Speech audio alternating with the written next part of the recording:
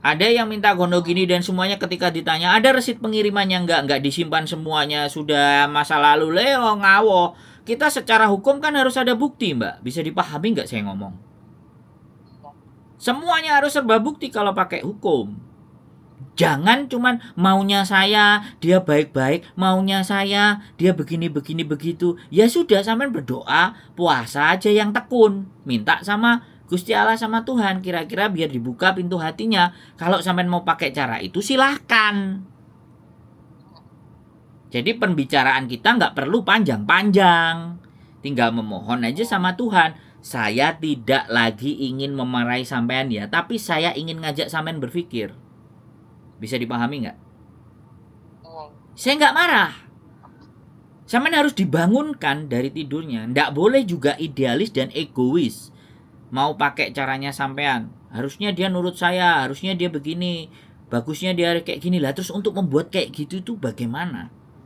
Kita bukan Tuhan ya yang bisa bolak-balikin perasaannya dia kayak gitu. Ya sampean tekun berdoa, sampean tekun ibadah, sampean tekun puasa. Ya mudah-mudahan dia diberikan kesadaran. Nah, kalau sampean maunya kayak gitu, monggo. Kalau saya enggak, tak adepin pulang, tak selesaikan. Anak tak ambil hak asuhnya, aku asuh. 1 tahun di rumah, deket sama kita, mulai kita arahkan, taruh di pondok, taruh di pesantren, di mana terserah. Baru kita mau balik lagi. Jangan sampean mikir diri sampean sendiri pingin ada di sini dan di sana maunya begini dan begitu, ya repot. Pulang dulu ya. Pakai pengacara, kasih tahu ke pengacara, tak ulangin 2 kali ya cara saya, tak ulangin 2 kali. Ya, pakai pengacara, bicara ini nggak bisa nyelesain, saya wakilkan sama pengacara, saya balik lagi kerja di Hongkong. Oh bisa bu, ya sudah. Tapi ingat, saya mengingatkan ke sampean, jangan nanti setelah diurusin pengacara 6-7 bulan lagi sampean cerita saya dibohongin sama pengacara mas. Wah, saya yang jadi orang yang paling bersalah. Bisa dipahami nggak sampean? Iya. Saya nggak mau ngajarin orang untuk jadi salah gitu loh, dan tambah remuk dan hancur. Bisa dipahami sampean. Duduk persoalan sampean ini masalah selesai dan kelar kalau sampean mau pulang. Yeah. Ya, buat sekarang sih belum bisa gitu, tapi pastilah ini baru curhat gitu, maksudnya Ya silahkan sampean solusinya pikirkan. gimana gitu. Sekali lagi sampean Iya. pikirkan, silahkan sampean pikirkan menjelang anak 12. Kalau sudah lewat 12, itu sudah 50-50 kekuatannya. Udah nggak bisa ya. Ya, 50-50 bukan nggak bisa, 50-50, separuh-separuh. Iya. Ya, wong belum 9 tahun aja si Dani Ahmad bisa dapat memenangkan 3 anaknya. Al Eldul. Dani bisa ngambil itu semuanya. Belum 12. Sama Deddy Corbuzier juga bisa ngambil. Karena dia bisa menerjemahkan ibunya kerjanya bagaimana, seperti apa. Nah, kayak gitulah kalau dia pintar. Ibunya sukanya di luar negeri aja gini.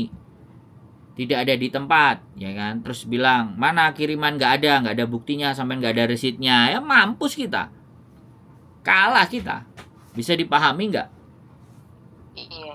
Ya, sampean harus tahu duduk persoalannya sampean ini, Mbak. Jadi sekali lagi ya, di tempat saya bukan cuma curhat terus nggak ngapa-ngapain, terus jelek-jelekin orang, nggak bagus-bagusin orang, nggak baik-baikin orang, tapi bagaimana cara kita menyelesaikan persoalan itu gitu loh yang penting.